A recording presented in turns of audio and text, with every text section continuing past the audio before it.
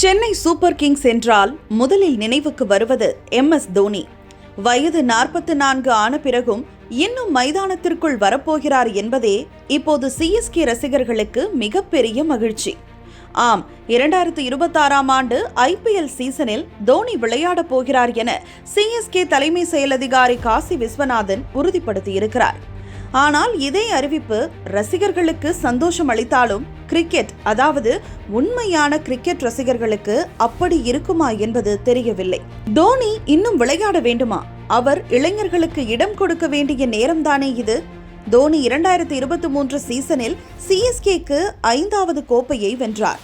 ஆனால் அதற்கு பிறகு 2 சீசனாக அந்த அணி பிளே ஆஃப் சுற்றுக்கு கூட செல்ல முடியவில்லை. ஏன், இத்தனைக்கும் சென்ற முறை சில ஆட்டங்களுக்கு பிறகு அணியை வழிநடத்தியது தோனிதான். அப்போதும் எதுவும் மாறவில்லை. கடந்த 2 ஆண்டுகளாக சென்னை அணிக்காக தோனியின் பங்களிப்பை பார்க்கலாம். கடைசியாக தோனி அரை சதம் அடித்தது 2022 தான். அதற்கு பிறகு 3 ஆண்டுகளாக 50 ரன்களை கடந்ததில்லை. அதிகபட்சம் 37 ரன்கள் தான்.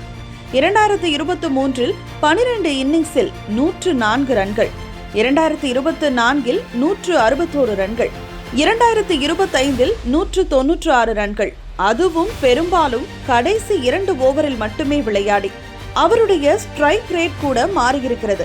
2023 182, 2024 220, ஆனால் 2025 135 என குறைந்துள்ளது. இது தோனி விருப்பமில்லாமல் விளையாடுகிறார் என்பதல்ல. வயது, உடல்நிலை, முடிவு எடுக்கும் வேகம் எல்லாமே காலத்தோடு மாறி வருகிறது என்பதற்கான சாட்சி. ஆம், தோனி சென்னை அணிக்காக சிறந்த பங்களிப்பை கொடுத்திருக்கிறார், அதை மறுக்க முடியாது. ஆனால் தோனி அணிக்காக யோசிக்க வேண்டுமே தவிர அணி தோனிக்காக ஒற்றை நபருக்காக யோசிக்க கூடாது. தோனி விளையாடும் பினிஷர் ரோல் மிகவும் முக்கியத்துவம் வாய்ந்த இடம். அந்த இடம் ஆட்டத்தின் போக்கையே மாற்றக்கூடியது. அப்படி இருக்கையில் தோனியால் முன்பை போல பங்களிப்பை அளிக்க முடியவில்லை எனில் அந்த இடத்தில் சிறப்பாக விளையாடும் நபருக்கு வழிவிடுவதே சரி. சென்ற முறை எத்தனை தோல்விகளை சென்னை அணி இதனால் சந்திக்க நேர்ந்தது. தோனி என்ற ஒற்றை மனிதனை பார்க்க வரும் ரசிகர்களின் மனநிலை புரிகிறது. ரசிகர்களுக்கு தோனி வெறும் கேப்டன் அல்ல, ஒரு உணர்ச்சி. தல என்கிற அந்த பெயருக்கு பின்னால் 10 வருட நினைவுகள், வெற்றிகள், தோல்விகள், இன்னும் நிறைய உணர்வுகள் புதைந்திருக்கின்றன. ஒற்றை மனிதனை தூக்கி கொண்டாடுவதை விட சென்னை சூப்பர் கிங்ஸ் அணி கோப்பையை தூக்குவதை கொண்டாட வேண்டும் என்றே பலரும் ஆசைப்படுவார்கள். இன்னும் எத்தனை நாளுக்கு தோல்வியை மட்டும் ரசிகர்களுக்கு பரிசாக தரப்போகிறது சென்னை அணி? விராட் கோலிக்கும் வயதாகிறது. அவரையும் பெங்களூரு அணி கடவுளாகவே பார்க்கிறது. இருந்தாலும் கடைசி 2 சீசனில் அவரின் பங்களிப்பு குறிப்பிடத்தகுந்த வகையில் இருந்துள்ளது. அதனால்தான் அவர்களால் கோப்பையை தூக்க முடிந்தது. மீண்டும் இவர்கள் தோனி என்ற ஒரு பிம்பத்தை முன்னிறுத்துவதை பார்க்கையில் CSK தோனியை வைத்து வணிக ரீதியாக கல்லா கட்டுவதை மட்டுமே யோசிக்கிறது. ரசிகர்கள் தோனியை பார்க்க வருவார்கள் என்பதால் அவர் ஓய்வு பெறாமல் தொடர வைக்கிறார்கள். தோனி விளையாடினால் நாங்கள் மகிழ்ச்சி. இது ஒரு வகையில் உண்மைதான். ஏனெனில் அவர் மைதானத்திற்கு வரும்பொழுது முழு ஸ்டேடியமும் மஞ்சளாக மாறிவிடுகிறது. அது ஒரு சாதாரண வீரருக்கு கிடைத்த மரியாதை. அதை புரிந்து கொள்ள முடிகிறது.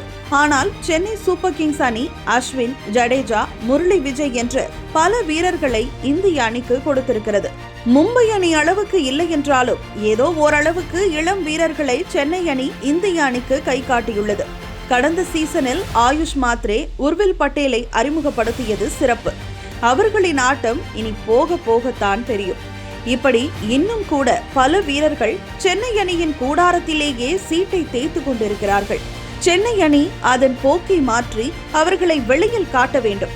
இது அணிக்கும் நல்லது, அந்த வீரர்களுக்கும் நல்லது.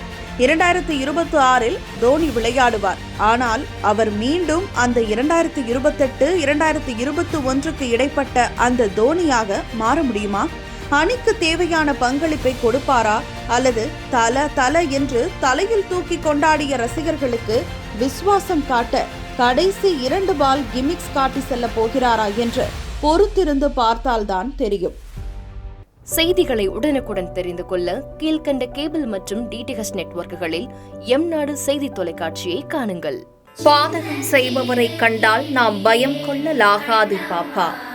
மோதி மிதித்து விடு பாப்பா, அவர் முகத்தில் உமிழ்ந்து விடு பாப்பா.